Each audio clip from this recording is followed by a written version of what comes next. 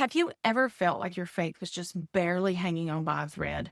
I mean, you're still reaching out for God, but the old ways just aren't working. Maybe you've been hurt by people in the church, and it has changed your perspective on the way you think about faith. Or maybe you had questions and you were told that that was rebellious or evidence that you were in danger of losing your faith and being led astray. Or maybe you're just tired, tired of pretending, tired of performing, tired of trying to earn God's love. They may tell you that that is weak faith, but it is not. It is resilient faith. Hi, I'm Tammy Jackson, and in this video, we're going to be talking about faith resilience, the first piece in my fulfilled framework. We're going to talk about why resilience matters when you are building or rebuilding a faith that doesn't look like it used to.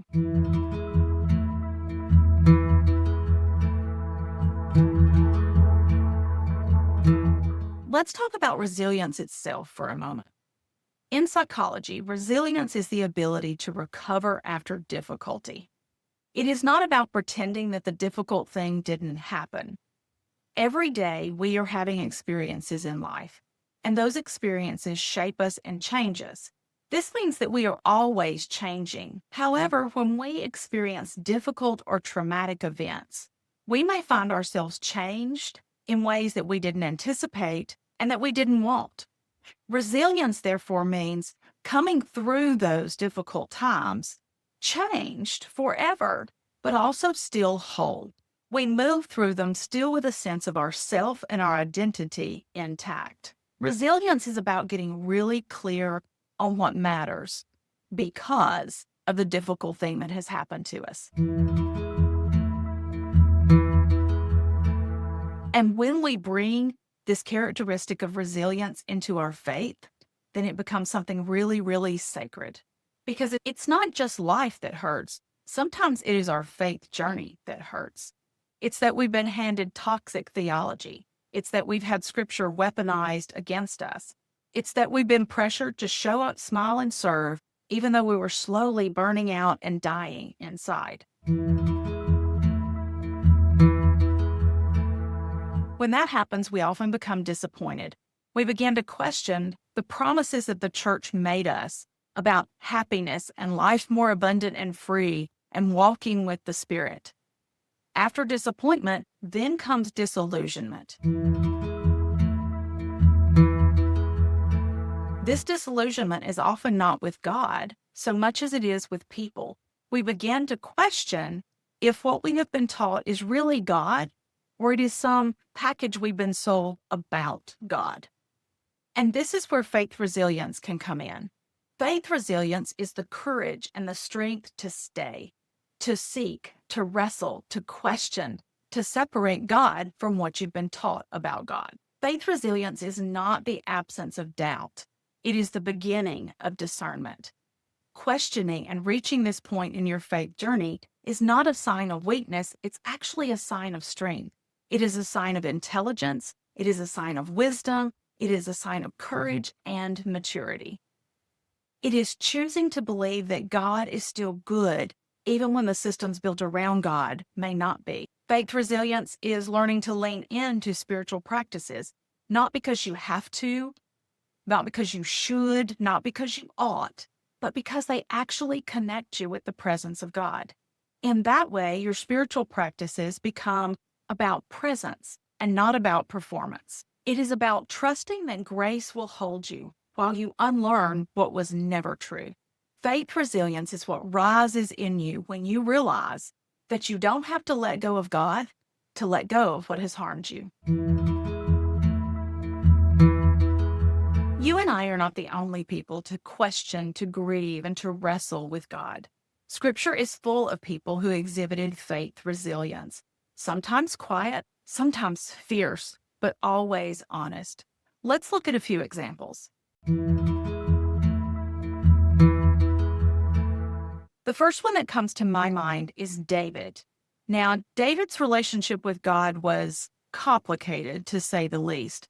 David caused some real harm in his life and in his reign as a king. He ignored the right thing to do. He made some major mistakes. But he always turns and comes back to God. Many of the Psalms that we have in Scripture are attributed to him. One of those is Psalm 13. He begins that psalm by saying, "How long, O Lord, will you forget me forever? How long will you hide your face from me? How long must I bear this pain in my soul?" But by the end of the psalm, he has moved to a place of saying, "I will trust in your steadfast love. My heart will rejoice in your salvation. I will sing to the Lord because he has dealt bountifully with me." David knew that the worst thing he had ever done, the mistakes that he had made in his life, did not have to permanently separate him from God. When he had a true experience of wanting to be better, of regretting what he had done, he could repent, he could come back to God. Resilient faith kept him from giving up on the fact that he could be better than the things that he has done. By turning to the one who could make him better, that was David's choice, and he showed great resilience in his faith when he did. Another character we can look at is Job. Probably the oldest story that is captured in Scripture. Job experiences horrible things in his life. The suffering that comes Job's way is not of his own doing. It is not earned or deserved or caused in any way by his own actions. Job experiences unspeakable loss. He loses everything. And then he has to sit through lectures from his friends who think their tidy theology will fix it. And actually, the speeches that his friends give end up being incredibly condemning. They shame him for going through a difficult situation. At one point, even his wife just turns her back on him and says, "Why don't you just curse God and die? Like, it doesn't get any better than this." But Job protests strongly. He knows that he hasn't done anything to earn the suffering that he is experiencing, and he refuses to let people tell him that he did. He hangs in there. He wrestles. He questions. He even shakes his fist at God and says, "What is happening to me is not fair." And he's exactly right. It isn't fair. And God does not reject him for bringing his anger and his frustration to God. God receives him and offers him comfort. Job gives us an example of what faith resilience looks like after the worst thing we can imagine happens. Job stays in the conversation, even when there are no easy answers to be found. Another example that we can look at would be the example of our Savior, the example of Jesus. We find him in the Garden of Gethsemane, praying and pouring out his heart to God. He's facing a difficult situation ahead of him, and he prays, "Lord, if possible, let this cup pass from me." But then he goes on to say, "Not my will, but yours be done." That is a resilient faith as well. He is asking, he's wishing, he's reaching out and hoping that the difficult situation might be able to be changed and he wouldn't have to walk through it. But he recognizes that he wasn't promised a life that wouldn't have challenges and difficulty. Sometimes we have to walk through difficult things in life, but we don't walk alone. God goes with us. Jesus gives us an example of what faith resilience looks like when we are facing difficult times. Each of these stories shows us something different about faith resilience. David's story shows us what it's like when we fail, but God doesn't fail us. We stumble, but we can return. Job's story shows us what it's like to be suffering, but still seeking God, to stay in the conversation even when there are no easy answers. And Jesus' story reminds us that even when we face difficult situations that we are not able to change, we can find the strength to walk through them with God. This, my friends, is the lineage that we stand in when our faith brings us to a point of questioning, of needing to gain clarity, of wrestling to build or rebuild our faith. This is the faith that we inherit. If you're listening to this and thinking, "Okay, well, that sounds good, but I have no idea how to get started," that's okay. You're not alone. Resilience is not something that you flip on like a light switch. It's something that you cultivate. It grows slowly and intentionally with grace over time as you practice. Here are a few small ways that you can begin to build or rebuild your own resilient faith. First, start with honesty. Let's get honest and real. Let's sit down all the things we were told we ought to do, we should do, we have to do, and let's just have a really real, maybe even raw conversation with God. You can say to God, I don't know what I believe about you right now. Many of the things I've been taught, I don't like. Some of the things I've read, I don't understand how they're consistent with your nature. I want to trust, but I just don't know how right now. You can be honest with God. God can take it. In fact, God prefers it. Number 2, create space for a practice that connects you with God. Let go of all the things you've been told you have to do, you ought to do, you should do, and just find something that is actually meaningful to you. Maybe it is sitting in silence for 5 minutes. Maybe it is reading one psalm or even one verse of scripture.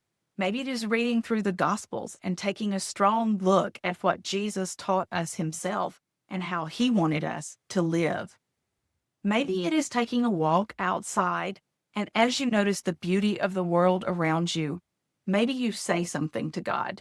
Maybe you open yourself to listening and hearing the still small voice of God within you. I often say that we are spirits that have souls, minds, wills, and emotions, and we live in a body. So we are a spirit, an eternal part connected to God that has the ability to think, to reason, to be rational, and to have emotional responses, making this journey through life in our physical bodies.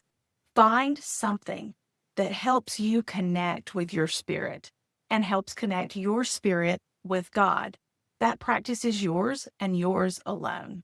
And you don't need to catch up. You don't need to do all the things. Just find one small thing that helps you begin to take this journey. Number 3, pay attention to what brings you peace. Anytime you have a sense of calm, anytime you have a spark of clarity, anytime you have a feeling of maybe God's presence, honor that. Name it.